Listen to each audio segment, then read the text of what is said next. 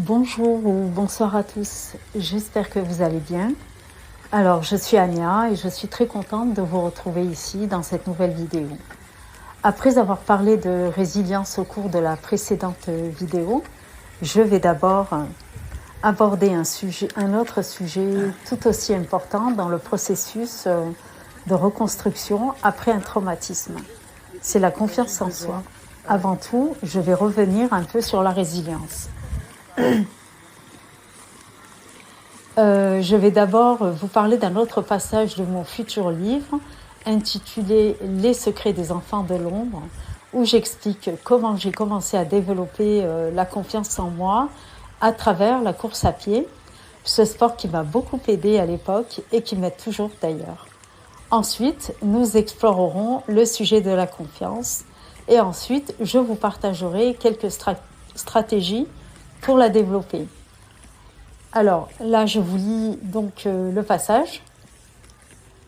Alors, adolescente, puis jeune adulte, j'aimais pratiquer la course à pied, surtout lorsque mon père dormait ou qu'il y avait des invités à la maison, car il était occupé avec eux et ne remarquait même pas mon absence, même si je n'avais pas le droit de sortir. Lorsque je courais, c'était comme si je devenais quelqu'un d'autre, une véritable joggeuse, déterminée et inarrêtable. Chaque foulée m'éloignait un peu plus de ma vie quotidienne, m'éloignait aussi de la douleur et des tortures que je subissais.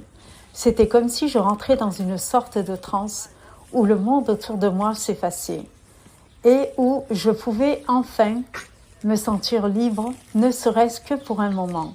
Ce moment où je me sentais forte, résiliente et capable de surmonter n'importe quelle difficulté. Courir me permettait de m'évader, de créer une distance mentale entre moi et ma réalité. C'était un moment où je prouvais que j'étais capable de bien plus que ce que mon père me faisait croire. Cependant, c'était un combat de longue haleine, car pendant de longues années, même après avoir quitté mon père, ces paroles destructrices continuaient de résonner dans ma tête, sapant ma vie. Ce n'est qu'au fil du temps que j'ai réussi à chasser ces pensées et me sentir en mesure de faire face à n'importe quel défi. Chaque fois que je repoussais mes limites, j'augmentais ma confiance en moi.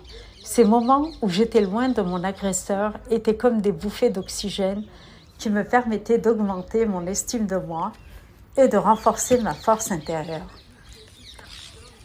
Malgré ces phrases comme « tu n'arriveras jamais à rien »,« tu es nul »,« tu es une erreur de la nature »,« tu ne vaux rien » résonnaient constamment en moi, j'ai réussi à m'en débarrasser.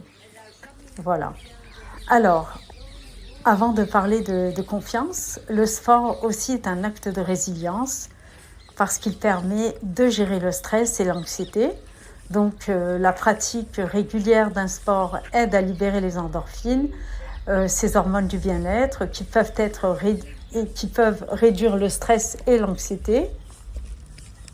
Et pour quelqu'un qui traverse des épreuves difficiles, cette libération hormonale peut fournir un soulagement crucial. On ressent aussi un sentiment de contrôle. Donc, le sport offre un cadre dans lequel vous pouvez vous fixer des objectifs et travailler pour les atteindre. Et ça procure un sentiment de contrôle et de maîtrise qui peut être particulièrement important lorsque d'autres aspects de la vie semblent hors de contrôle. Il permet aussi le développement de l'endurance mentale. Et la persévérance et l'endurance physique se traduisent souvent par une endurance mentale accrue.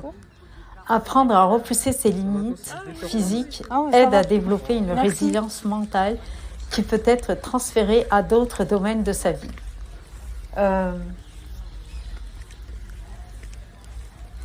Si on est sur un projet et qu'on a réussi à repousser ses limites dans le sport, cela va nous inciter aussi à repousser nos limites dans ce projet et de surcroît l'envie d'abandonner. Évasion et réconfort. Alors, comme je l'ai mentionné dans mon récit, le sport peut aussi offrir une évasion temporaire des réalités difficiles. Et cette évasion, elle permet de se recentrer et de récupérer de l'énergie pour affronter les défis avec une perspective renouvelée. Le sport, il peut donc être considéré comme une forme active de résilience. En vous engageant dans une activité physique, non seulement vous prenez soin de votre corps, et vous cultivez également la force mentale et émotionnelle pour surmonter les défis de la vie. Maintenant, concernant la confiance en soi. Donc la confiance en soi, c'est cette croyance en notre capacité à réussir, à surmonter les défis, à nous affirmer. Et pour ceux qui ont subi des violences ou des traumatismes, cette confiance a pu être profondément ébranlée. Mais elle n'est pas perdue pour autant. Elle se reconstruit petit à petit à travers des expériences positives et des réussites, même minimes. Elle ne s'acquiert pas par un seul grand accomplissement, mais par la somme de petites victoires quotidiennes. Et chaque fois que vous dépassez une limite, que vous faites un pas de plus vers votre objectif, vous envoyez un message puissant à votre cerveau « Je suis capable ». Et c'est comme ça qu'elle se construit brique par brique. Et peu importe où vous en êtes aujourd'hui, commencez par ces petites actions, aussi petites soient-elles. Et vous verrez avec le temps que votre confiance en vous grandira de manière exponentielle. Alors là, je vous propose maintenant quelques exercices pour augmenter votre confiance. Vous avez, par exemple, la possibilité d'écrire vos victoires dans un cahier, dans un journal. Donc, prenez quelques minutes chaque jour pour noter dans un carnet vos petites réussites, même les plus insignifiantes. Et ces petites victoires accumulées vont renforcer votre confiance. Il y a aussi le fait de se fixer des objectifs réalistes et atteignables. Alors, commencez par mettre en place des petits objectifs et augmentez progressivement la difficulté. Et chaque fois que vous atteignez un objectif, votre confiance grandit. Et un dernier pour la fin, vous pouvez écrire et réciter des affirmations positives. Trouvez-en sur Internet ou écrivez vos propres affirmations et elles vont être utilisées pour contrer les pensées destructrices. Par exemple, remplacez « je ne suis pas capable » par « je vais le faire et j'apprendrai en cours de route » ou des affirmations comme « tout ce que je désire me désire encore plus, je me soutiens et la vie me soutient » ou la célèbre affirmation d'Émile Coué « tous les jours, à tout point de vue, je vais de mieux en mieux ». Répétez ces affirmations chaque jour pour reprogrammer votre esprit.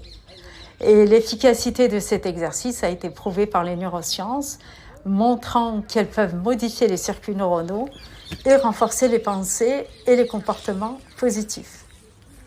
Donc voilà pour cette vidéo. J'aimerais beaucoup que vous me donniez votre avis sur la question et si vous avez utilisé ces techniques. Une dernière chose que j'aime bien, je voulais vous rappeler que vous êtes la personne la plus importante de votre vie. Avec tout ce que mes frères et sœurs et moi avons vécu, il y a une chose que j'ai comprise. C'est que je n'existe pas grâce à mes parents qui m'ont mise au monde. Car s'il y a une anomalie à ce niveau, comme c'est le cas, pour mon cas, ça va poser un problème. Et dommage de devoir se réduire juste à travers le regard de ses parents ou de quelques personnes dominantes, les plus dominantes de notre vie. Parce que s'ils ne nous aiment pas, je ne vais pas me dire « je ne vaux rien », je ne suis pas intéressante juste parce qu'ils ne voient pas ma valeur. C'est dommage de se réduire à un champ aussi restreint que celui du regard d'une ou de certaines personnes. Donc, j'existe grâce à l'univers, à la vie, à Dieu. Appelez cette puissance comme vous le sentez. Et si cette puissance a voulu que je sois en vie, ma conclusion est que j'ai été voulue. Je suis donc aimée et désirée. La preuve, je suis là, vivante. Je ne suis pas tombée ici par hasard dans cette vie. Et je vais honorer ce cadeau qu'on m'a offert, qui est la vie. Voilà, j'espère que vous comprenez le sens de mes phrases. Aimez-vous, prenez soin de vous, car sans vous, plus rien ne compte. Et en vous aimant, vous pourrez vous occuper, par exemple, de vos enfants, si vous en avez. Sans vous, sans votre bien-être, sans une bonne santé, tout le reste perd de son importance. Et par rapport à la santé, qui dans mon cas m'a fait défaut pendant de longues années. Croyez-moi, votre vie est mise de côté et vous êtes écarté de la société. On reparlera une autre fois de la santé si vous le voulez bien. Et je serai ravie de lire vos avis dans les commentaires, ce que vous en pensez ou d'avoir vos témoignages. N'oubliez pas de liker et de vous abonner si vous avez apprécié ce contenu. Je vous remercie et je vous dis à très bientôt pour une prochaine vidéo. Bye!